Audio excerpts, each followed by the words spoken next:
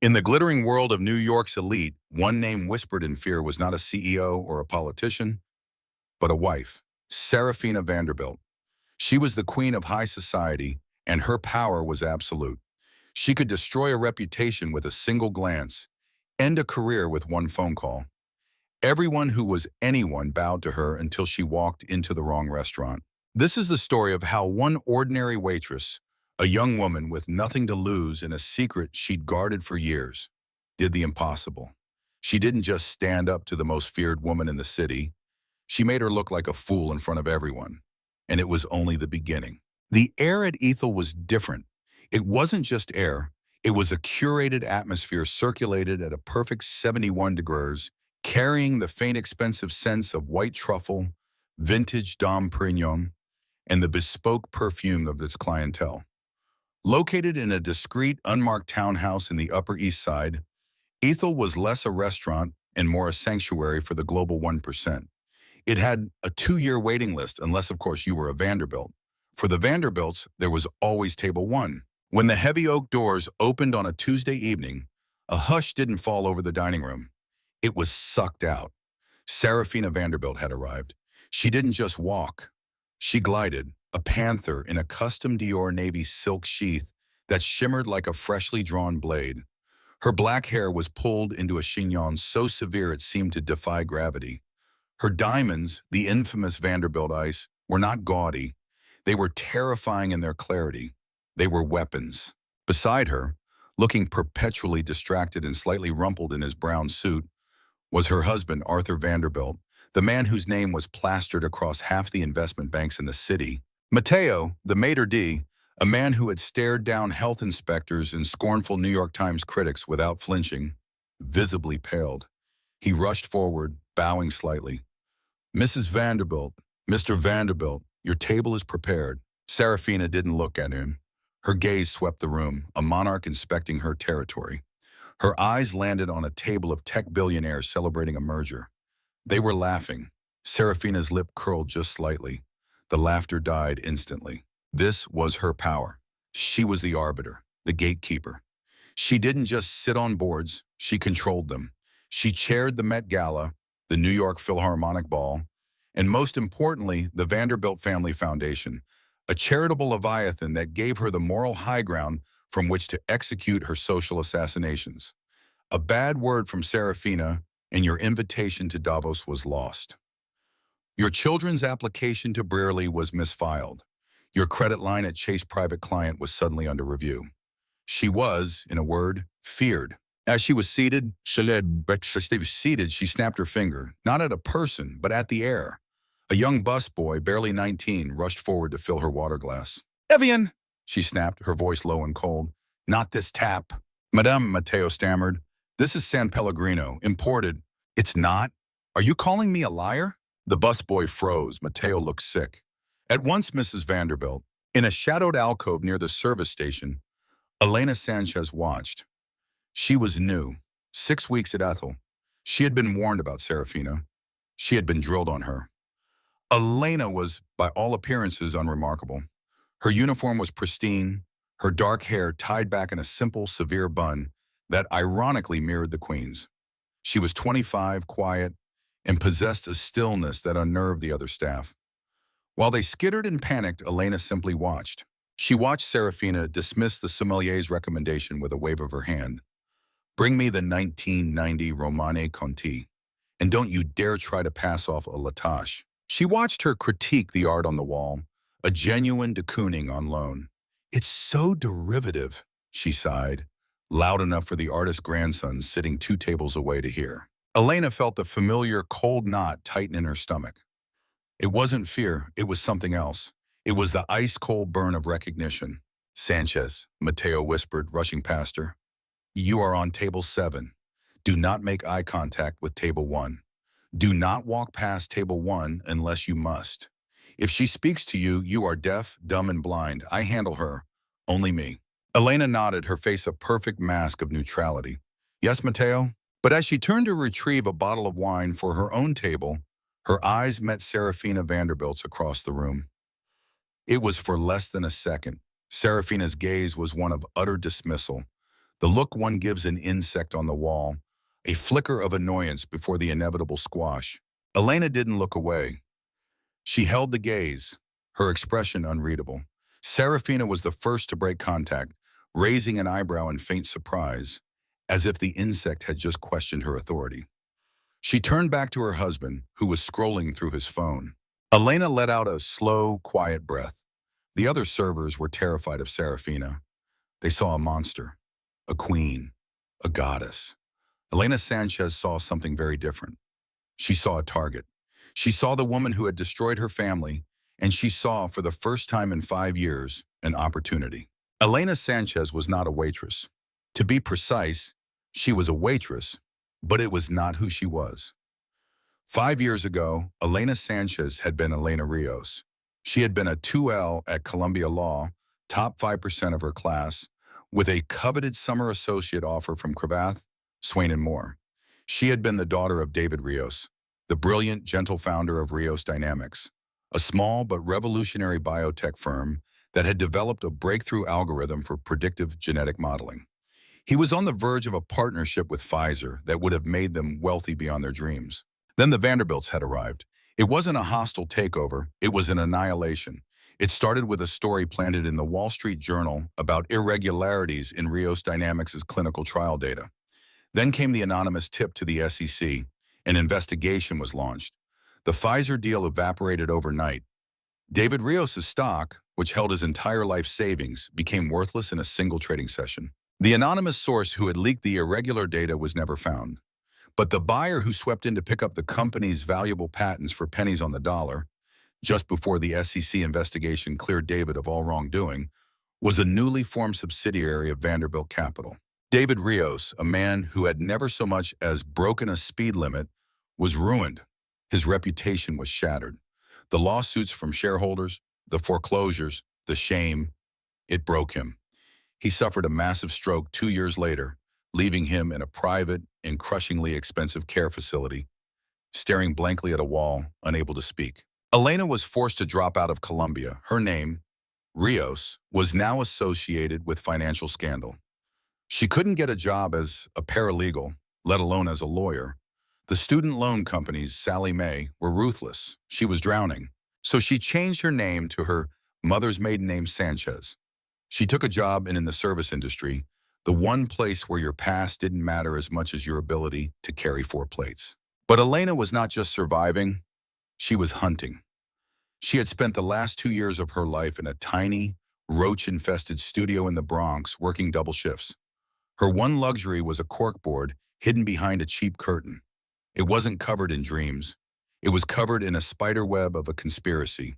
Newspaper clippings, pictures of Serafina and Arthur, social calendars printed from page 6. She had studied them. She learned that Arthur was the public face, but Serafina was the will.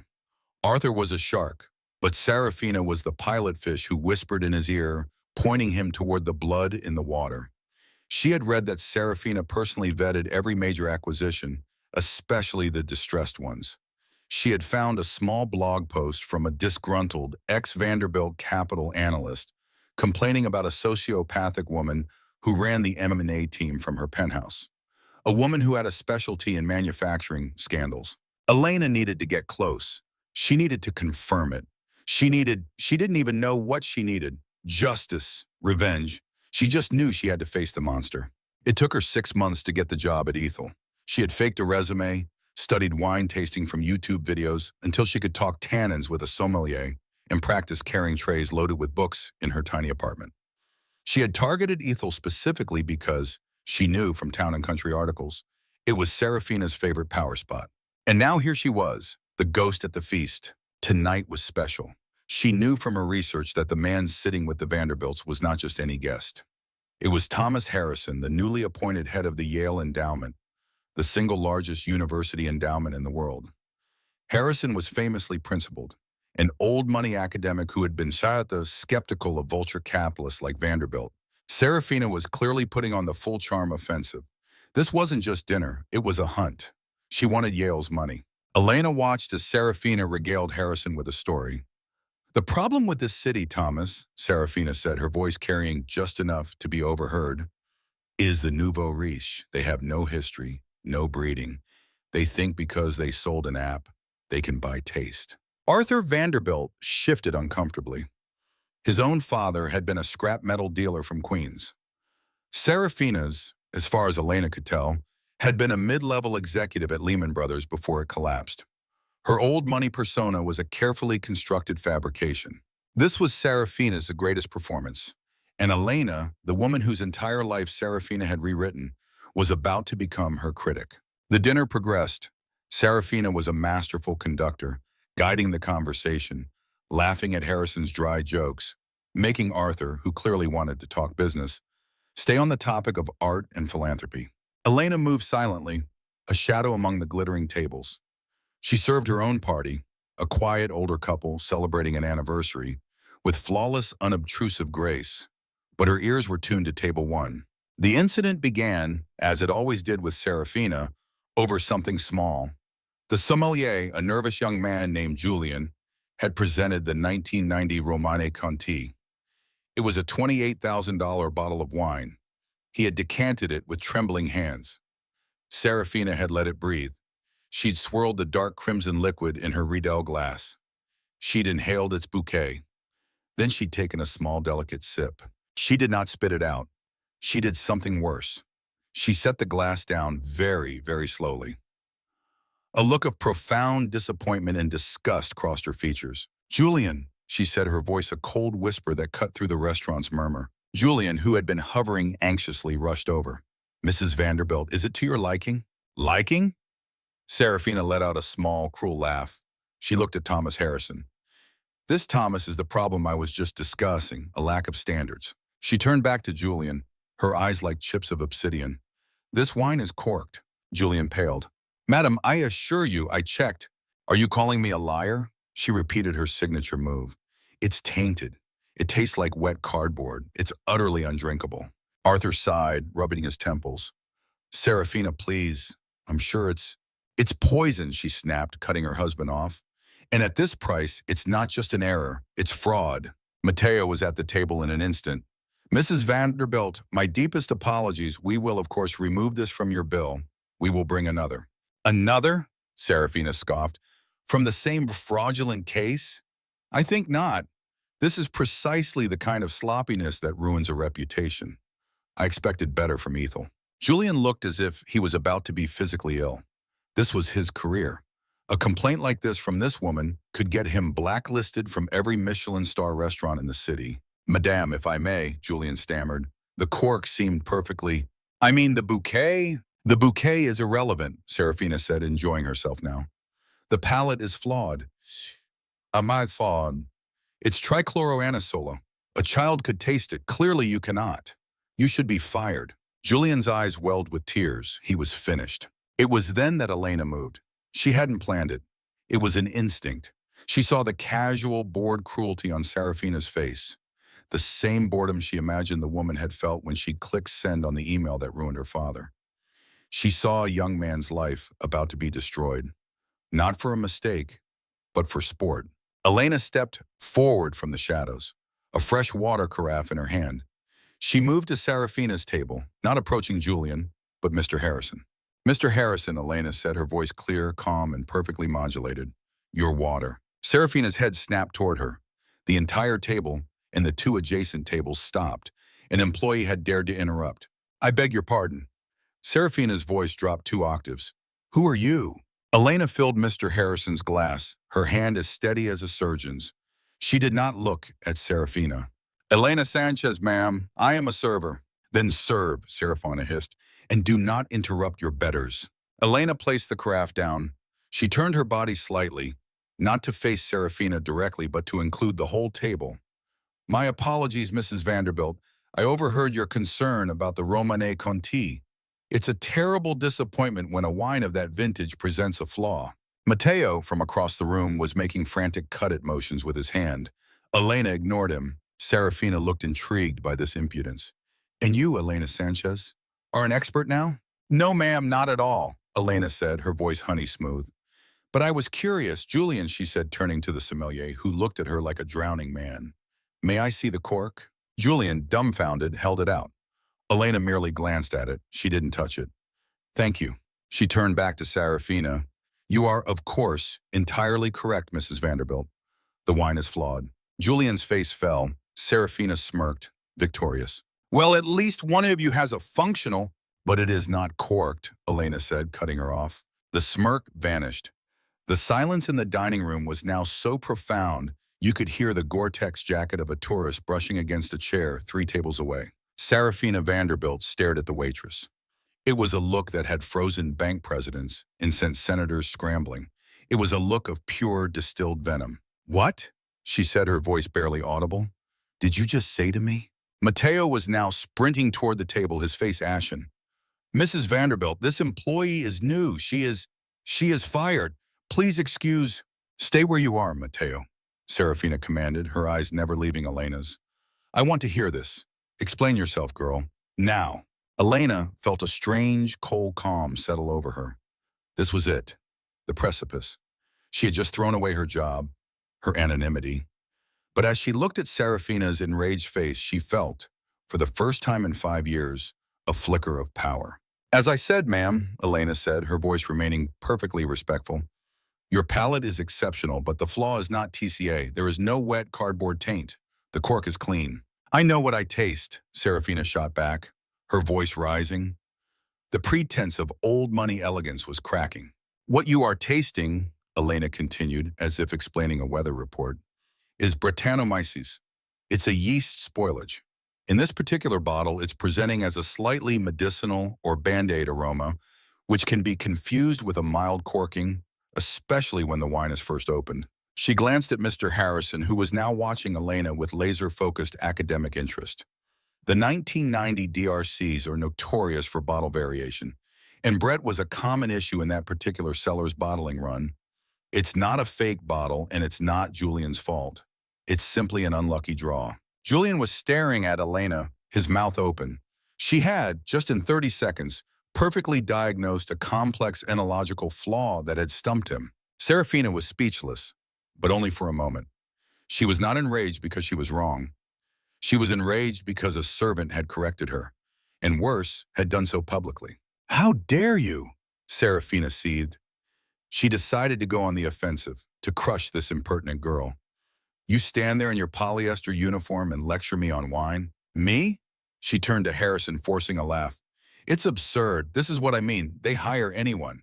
This girl probably thinks Screaming Eagle is an energy drink. The table chuckled nervously. Serafina, sensing she had the audience back, turned for the kill. I have been drinking, collecting, and cellaring wines since before you were born. My grandfather, the diplomat Baron von Schreiber, taught me to spot fakes at his estate in Geneva. I have forgotten more about wine than you will ever know. This was the moment Elena had studied the corkboard for. She had read every article, every page 6 mention, every Vogue profile. She knew the script. Ah, yes, Elena said, a flicker of a smile touching her lips. Baron von Schreiber, your maternal grandfather. I read the Vogue interview you gave last May, the one about your family's collection. Serafina beamed. That's right, an impeccable collection. Unlike this swill, I found that interview so fascinating, Elena said, her voice still quiet, but now it carried. The entire restaurant was listening. You mentioned your 21st birthday and your grandfather serving the legendary Chateau Margaux 1982. You described the hint of violet and graphite and how it cemented your love for first growths. She has a remarkable memory, Serafina said to Harrison, preening. See, I do know what I'm talking about. That's the part I found so interesting, Elena said. She took a small, deliberate step closer to the table. Because I was a law student, I specialize in financial records and probate law.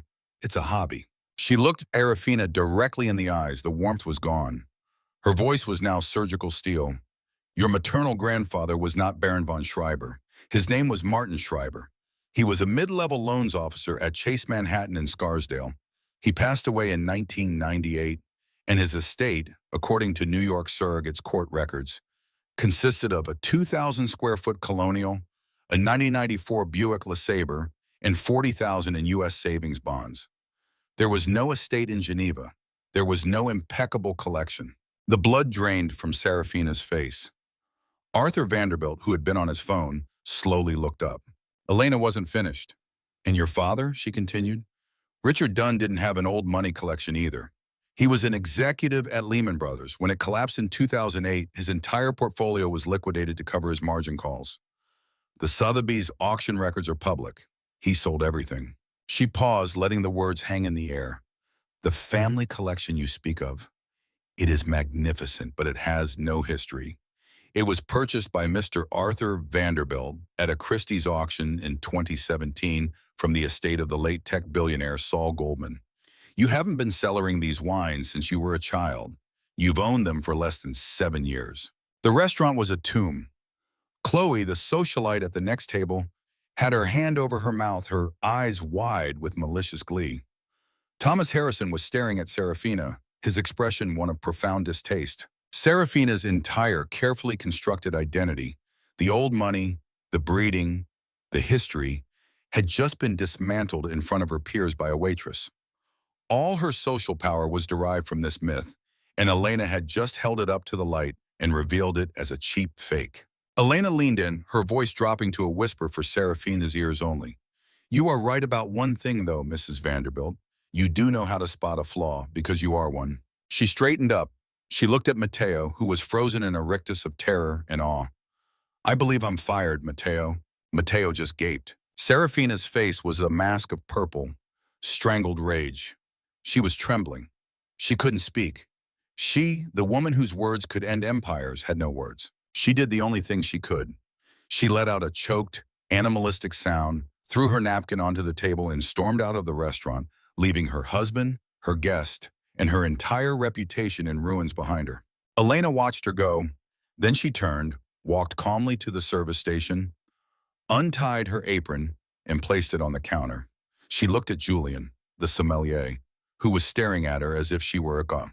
Elena just nodded. Then she walked out the staff exit into the cool night air, the adrenaline finally hitting her. She had done it. She had made the queen look foolish. She had also just, she realized, declared war. The euphoria lasted for approximately 12 hours. Elena woke up the next morning in her tiny Bronx studio to the sound of her phone vibrating itself off the nightstand. It was a text from Matteo. Elena, I am so sorry. You are blacklisted. She called every restaurant owner I know. Ethel, Per Se, Le Bernardin, all of them. Don't even try. Good luck. A cold dread began to seep into her bones, heavier than the adrenaline had been. She had won the battle, but Serafina Vanderbilt was about to deploy her entire army. She went to her laptop to check her bank balance. She had to make rent, and she needed to send money to her father's care facility. When she tried to log into her Chase bank account, a red banner appeared. Account frozen. Please contact your branch. Ursuous Fraud Investigation 800-81B. No, Elena whispered. She tried again, the same message. She called the bank. After an hour on hold, a cold customer service agent informed her that a major irregularity had been flagged on her account linked to her social security number. All her funds were locked pending an investigation that could take 6 to 8 weeks. Her paycheck from Ethel, her savings, everything gone. She knew with chilling certainty that Serafina had made one phone call. Arthur Vanderbilt sat on the J.P. Morgan Chase advisory board. Panic began to rise in her throat. She got dressed, her hands shaking, and ran down to the corner bodega to use the ATM, hoping her card would work. Insufficient funds. Her phone buzzed again. It was her landlord. Miss Sanchez, yeah, hi. Listen, we just did an audit of our leases. It seems there was a clerical error with your application. We're terminating your lease effective in 48 hours. You need to be out by Friday. What? You can't do that? Elena yelled into the phone. My lease is good for 6 more months. Says here it's month to month and we're terminating. Sorry, kid. My hands are tied. The line clicked dead. This was Serafina's real power. It wasn't the snobbery or the social cuts. It was this, the silent, bureaucratic violence, the ability to push a button and erase a person. In less than a day, Elena Sanchez was unemployed, broke, and about to be homeless. She was being systematically dismantled. She spent the day in a daze, trying to call legal aid. No one would take a case against a landlord with such flimsy cause. and trying to find a temp job. Even the temp agencies told her their systems were down. By evening, she was sitting on her apartment floor eating stale crackers, the corkboard of her enemies staring back at her. She had been a fool. She had won nothing. She had corrected a woman about wine, and in return, that woman was making her disappear. Just as she was contemplating selling her laptop, her last real possession, her phone buzzed with a text from an unknown number. Your performance was impressive. My wife's theatrics are tiresome. Elena's blood ran cold. A second text came through. She is not just tiresome. She is a liability. You exposed her as a fraud. I suspect you know a thing or two about frauds. Elena's thumbs trembled. Who is this? This is the man who bought Saul Goldman's wine. The Carlisle, 9 o'clock p.m. Regent Suite. Come alone. It was Arthur Vanderbilt. A trap, a threat, a lawsuit. It didn't matter. She had nothing left to lose. She had 48 hours until she was on the street. She put on her only decent outfit, the black slacks and white blouse she'd worn to the Ethel interview, and took the subway downtown. The Carlisle was old world money, quiet and discreet. Elena walked through the lobby feeling intensely out of place, but she held her head high, mimicking the confidence she'd projected at the restaurant. She took the elevator to the Regent Suite. The door was ajar. She pushed it open. Arthur Vanderbilt was standing by the window, a glass of amber liquid in his hand, looking out over the glittering lights of Central Park. He was not in his power suit. He wore a cashmere sweater and slacks. He looked, for the first time, like a man. And not a monolith. Mr. Vanderbilt, Elena said, her voice steady. He turned. His eyes were tired but incredibly sharp. He gestured to a chair. Miss Sanchez. Or is it Miss Rios? Elena's heart stopped. She remained standing. You know, I make it my business to know, Arthur said. He took a sip of his scotch. I ran a background check on you the moment my wife stormed out. Your law school records, your father, David Rios, Rios Dynamics. Yes, I know. Then you know what you did to him, Elena said, her voice shaking with a rage she hadn't let herself feel. What Vanderbilt Capital did. Yes, Arthur said, his face unreadable. It was a successful acquisition. It was a criminal demolition. You fabricated a scandal. You destroyed my father's reputation and his life. You stole his work. I did not, Arthur said, turning to face her fully. My company did. But the person who orchestrated it, the one who found the disgruntled employee, paid him actually to leak fabricated data to the WSJ, the one who anonymously tipped the SEC. He paused, letting the silence stretch. That was not me. That was Serafina. Elena stared at him, confused. What? Why what? Why that? Because I wanted the company. But I was willing to negotiate, Arthur said, a new bitterness in his voice. I saw the value in your father's algorithm. I was prepared to make him a rich man. But Serafina, she doesn't like to buy. She likes to take. She saw it as a game. Why pay billions when you can get it for millions? She manufactured the scandal, created the distressed asset scenario, and presented it to my board as a vulture opportunity. It was brilliant and ruthless, and she did it all without my name ever touching it. Why are you telling me this? Elena asked, her mind reeling. Because, Arthur said, walking to his desk, last night you did something I've been unable to do for 10 years. You shut her up, you exposed her, and you did it with facts. He gestured to the city. My wife is a performer. Her old money persona is her armor. Her power comes from the myth she's built. You put a crack in that myth, but she's not just a social liability anymore. She's a financial one. He tossed a thin file onto the desk. Serafina runs the Vanderbilt Family Foundation. It's our philanthropic arm. It's also her personal social weapon. She controls a $2 billion endowment. He leaned in, and she is stealing from it. Elena looked at the file. It showed a few internal memos, but nothing concrete. She's gotten arrogant, Arthur continued. Sloppy.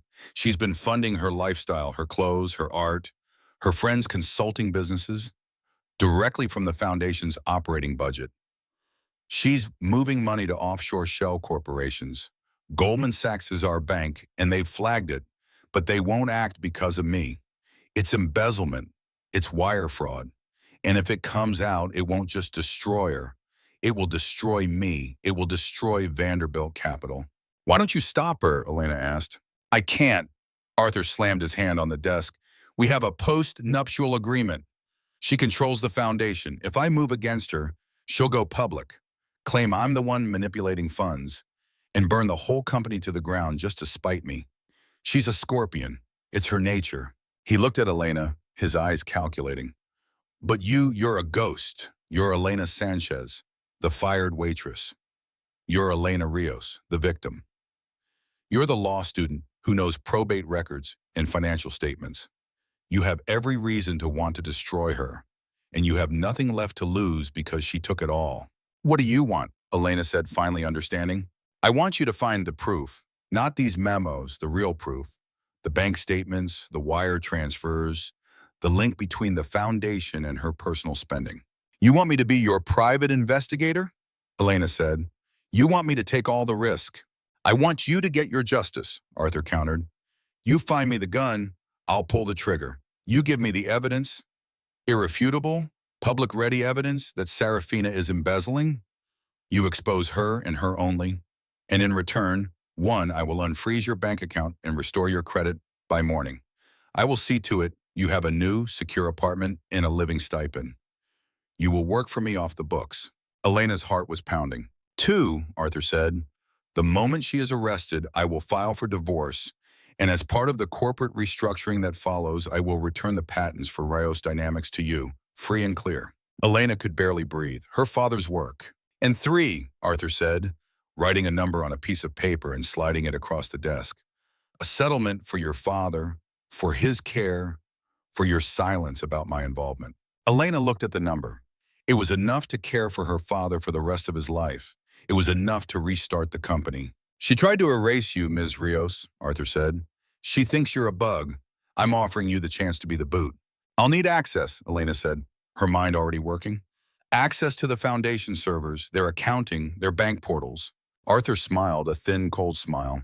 I already have it. I just need someone smart enough to navigate it and someone expendable enough to use it. I'm not expendable, Elena said.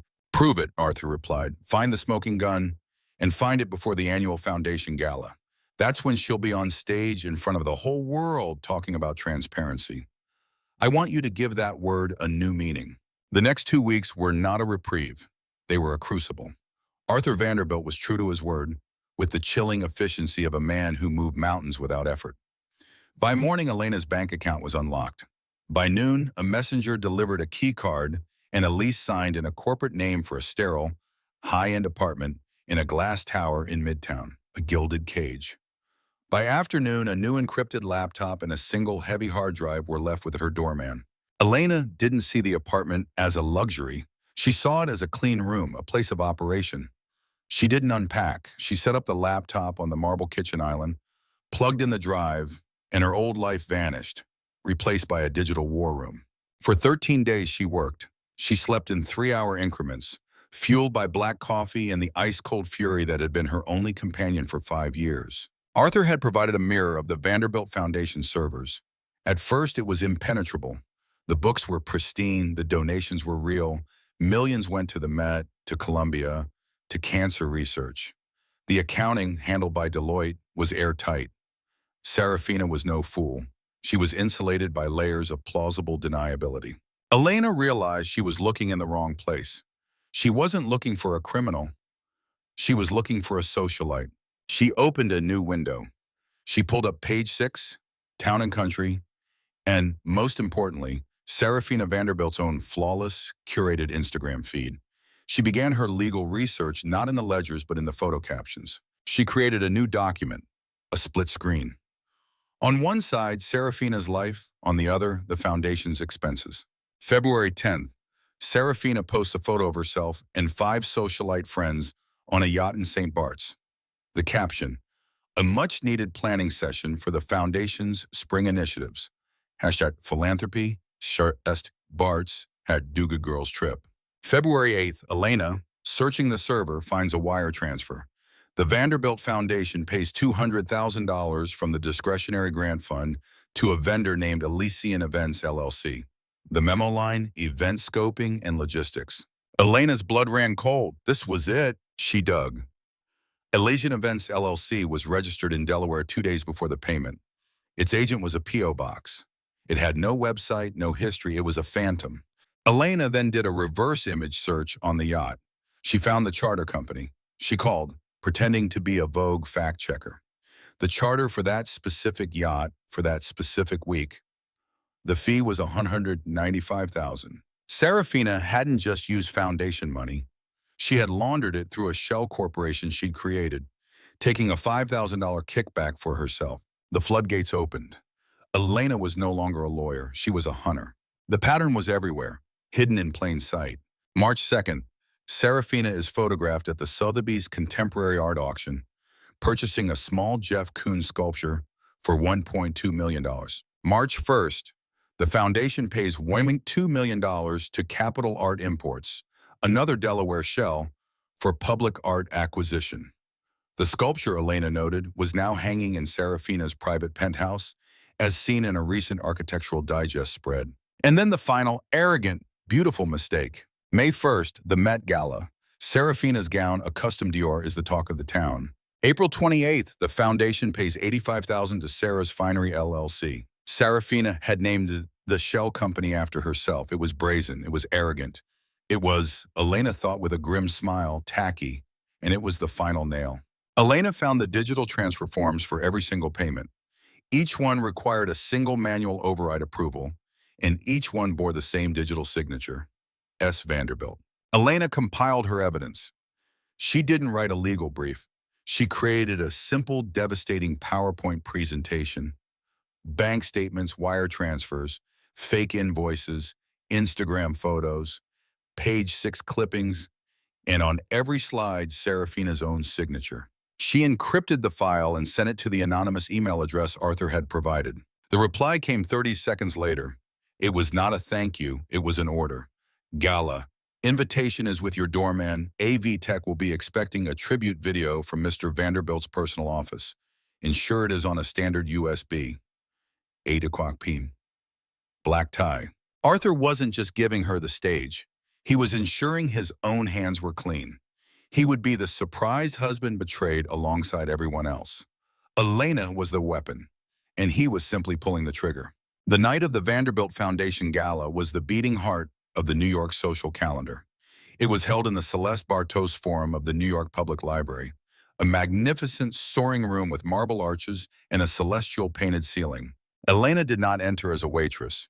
She entered as Ms. Elena Rios. Arthur's wardrobe allowance had been put to good use. She wore a simple, sleeveless black Armani gown. It wasn't a dress, it was armor. Her hair was pulled back into the same severe, no-nonsense bun she'd worn at Ethel. She wore her mother's simple pearl earrings. She was a ghost in the machine, a specter of justice walking among the titans who thought themselves gods. The room was a sea of black tie, diamonds, and power. She saw them all, tech billionaires, senators, hedge fund managers, and the socialites who orbited them. And then she saw her. Serafina Vanderbilt was holding court, a vision in a blood-red Schiaparelli gown, the Vanderbilt ice diamonds glittering at her throat. She was radiant, powerful, and completely in her element. She was laughing, clutching the arm of Thomas Harrison, the Yale endowment head. He was beaming, utterly charmed. The Ethel incident, Elena realized, had been forgotten by everyone except the people who were there. Serafina's gaze swept the room, a monarch scanning her subjects. Her eyes passed right over Elena, flickered, and moved on. Elena, out of uniform, was invisible. She was just another pretty, dark-haired girl in a black dress, unworthy of a second glance. The irony tasted like victory. Elena moved to the back near the AV booth. She found the tech, a young man in a headset. "Hi," Elena said, her voice calm. "I have the last-minute tribute video from Mr. Vanderbilt's office." The tech, stressed and bored, barely looked at her. "Oh, right, the surprise. You got the USB?" Elena handed it to him. "Got it," he said, plugging it in. "Mr. V's assistant said he'll give the signal from the stage. He'll touch his left ear." Elena's blood froze. Arthur was in complete control. He wasn't just letting it happen. He was directing it. This wasn't her revenge. She was a performer in his opera. She nodded. "Thank you." She found her seat. Table 3, front and center. Arthur had placed her perfectly. After the dinner, Serafina took the stage to a wave of thunderous applause. The massive screen behind her glowed with the Foundation's logo, a golden stylized V. "Philanthropy," Serafina began.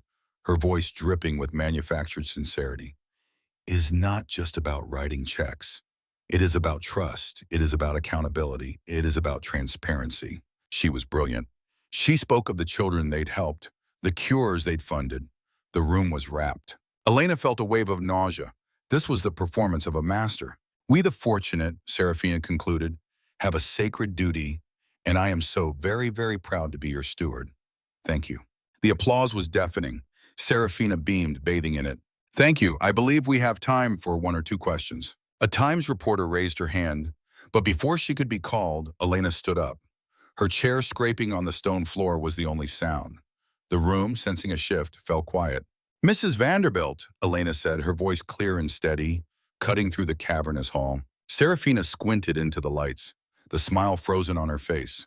She didn't recognize her. I'm sorry, Elena said, projecting her voice. Elena Rios. A waiter, moving to stop her, paused, recognizing the drama and stepping back. We met at Ethel. You may remember me. I was the waitress who corrected you on your wine. A wave of shocked, delighted murmurs rippled through the crowd. This was that girl, the Page 6 legend. Serafina's face turned to stone. The blood drained from it, leaving a chalky, pale mask. Security, she hissed into the mic. This woman is confused. She needs to be removed. I'm not confused, Serafina, Elena said. The use of the first name, a collective gasp. I'm just a guest, and I have a question. You spoke so beautifully about transparency. On the dais, Elena saw Arthur Vanderbilt's hand move. He subtly, slowly touched his left ear. My question is about Alessian Events, LLC, Elena said, her voice now amplified as a tech, sensing a moment, had turned up her podium mic. Can you tell the room if that's a registered charity? Serafina spun around. The massive screen behind her flickered. The golden V was gone, replaced by the Elysian Events Delaware registration. What is this? Serafina stammered. That, Elena said as the screen clicked to the $200,000 wire transfer, is the down payment for your planning session in St. Bart's, paid for by the Foundation's discretionary fund and by your signature. Serafina's signature, massive and damning, filled the screen. Click. The screen changed. A photo from Serafina's own Instagram, her and her friends on the yacht. Champagne. Oh yes. Blessed. Click. The invoice for the yacht billed to Elysian Events. The room was a tomb. And then there's Sarah's Finery, LLC, Elena continued, her voice cold, surgical. I was wondering if the Dior gown you wore to the Met Gala, was that a discretionary grant? Click. The invoice for $85,000. Click. The wire transfer. Click. The signature. Serafina was hyperventilating, her hand at her throat, the diamonds now looking like a beautiful noose. Lies, forgery. This is Arthur. Arthur, tell them. Tell these people. Do something. This was the moment. Every eye in the room swiveled to Arthur Vanderbilt, the king. He stood up, his face a mask of profound, tragic sorrow. He walked to the main podium, took the microphone from his wife's trembling hand. My friends, he said, his voice breaking just enough. Members of the board, ladies and gentlemen. He paused as if gathering himself. It is with the heaviest heart that I must confirm this betrayal appears to be true. A collective horrified gasp. No, Serafina shrieked. It was not a word. It was an animal sound of pure agony. No, you knew, you liar. This was us. We did this, the Rios deal. We did it together. She had just publicly confessed to destroying Elena's father. Arthur looked at her, his eyes dead, and his voice dropped to a whisper that the mic caught perfectly. Serafina, you are clearly unwell. You have been under so much stress. He turned back to the crowd. My wife has not been herself. I had no idea the extent of the sickness had gone. He had painted her as a lone, crazed embezzler. As of this morning, Arthur continued, his voice now like steel, I, on behalf of the board, filed a report with the New York Attorney General's office. I had hoped, I had prayed. It was all a terrible mistake. He had insulated himself. He had already gone to the police. He was the whistleblower, the victim. He looked past the crowd to the main doors, but it seems it is not. As if on cue, the grand oak doors of the library swung open. Two men in dark suits, FBI, not security, began to walk calmly and purposefully down the center aisle. Serafina steering them. All right, the rage, the denial, it all collapsed into a single terrifying understanding. She was not just caught, she was outplayed. She looked at her husband. You bastard. Then she looked at Elena, her eyes filled with tears of rage suddenly cleared. And in that moment, Elena saw something new. It wasn't just hatred, it was respect. The terrifying, cold respect of one predator for another. The agents reached the stage. Mrs. Vanderbilt, we need you to come with us. As they gently took her arms, Serafina Vanderbilt, the Queen of New York, her red dress now looking like a shroud, laughed. A cold, high, terrible laugh. Elena Rios, her job done, placed the microphone gently on the table. She turned, her black dress blending into the shadows. While the entire world watched the Queen fall, Elena walked against the tide of chaos out the doors of the library and into the cool, quiet night air. She didn't look back. Checkmate. Serafina Vanderbilt was found guilty on 14 counts of wire fraud and embezzlement. Her entire social world, built on a foundation of lies, collapsed overnight. She was stripped of her titles, her wealth, and her freedom.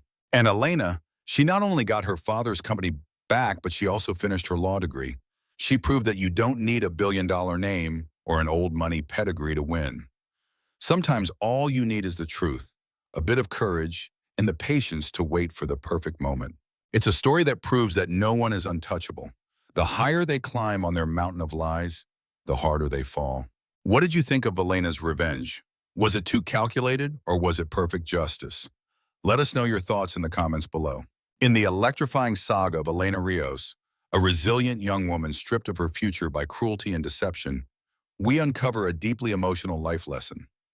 The most powerful revenge isn't destruction, but the quiet, unwavering pursuit of truth that turns the tables on those who believe they're untouchable.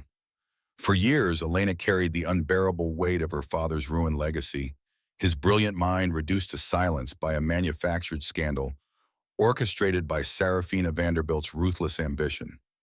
Posing as an ordinary waitress, Elena endured humiliation, hiding her pain behind a mask of service, all while meticulously gathering the strength to strike back, not with K's, but with irrefutable facts that expose the Queen's empire of lies. In that climactic gala moment, as Serafina's facade crumbled under the weight of her own embezzlement and hypocrisy, Elena didn't gloat. She simply walked away, reclaiming her father's patents, her dignity, and her path to becoming the lawyer she was meant to be. This story stirs the soul because it mirrors the hidden struggles so many of us face, the betrayals that try to bury our dreams, the systems that favor the powerful, and the long, lonely nights wondering if justice will ever come. It reminds us that true strength lies in patience, intelligence, and moral courage, rising not by becoming the monster, but by shining a light so bright it reveals them for who they are. No matter how high the wicked climb on foundations of deceit, truth has a way of pulling them down, and those who endure with grace often emerge stronger, freer, and ready to build something real.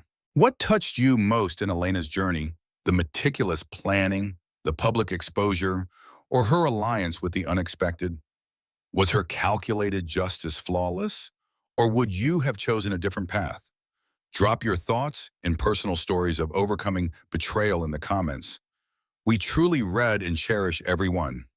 If this tale of quiet triumph and poetic justice moved your heart, smash that like button, share it with someone battling their own injustices, and subscribe to our channel for more gripping real-life stories of resilience and redemption. New episodes every week.